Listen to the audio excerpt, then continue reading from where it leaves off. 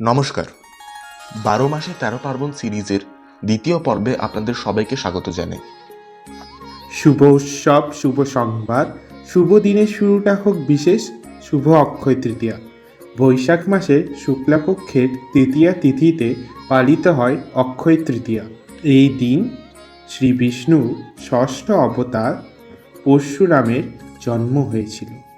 এই দিনেই সত্যযুগের শেষ এবং ত্রেতা যুগের সূচনা বলে ধরা হয়। এই দিন রাজা ভাগীরথ গঙ্গা দেবীকে নিয়ে এসেছিলেন মর্তে। কৃষ্ণের বন্ধু সুদামা তাকে অন্নভোগ দেন এবং তার পরিবর্তে কৃষ্ণ তার এই প্রিয় বন্ধুকে স্নেহ ও সমৃদ্ধির আশীর্বাদ করেন। এই দিনেই দ্রৌপদীর বস্ত্রহরণ করার চেষ্টা হয়েছিল। লজ্জা থেকে তার সখা শ্রীকৃষ্ণ তাকে রক্ষা করেছিলেন। বনবাস থাকাকালীন অক্ষয় তৃতীয়ায় শ্রীকৃষ্ণ দ্রৌপদীকে অক্ষয় পাত্র দান করেন, যাতে বনবাসে থাকাকালীন তাদের কোনো খাদ্য অভাব না হয়। এই দিনই বেদব্যাস ও গণেশ মহাভারতের রচনা শুরু করেন।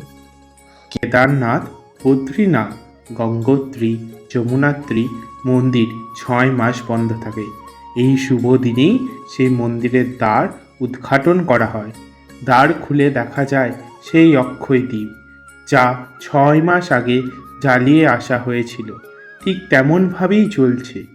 এদিন থেকে পুরীধামে জগন্নাথ দেবের রথযাত্রা উপলক্ষে রথ নির্মাণের কাজ শুরু করা হয় এবং এই দিনেই শ্রীকৃষ্ণের চন্দন যাত্রা শুরু হয়।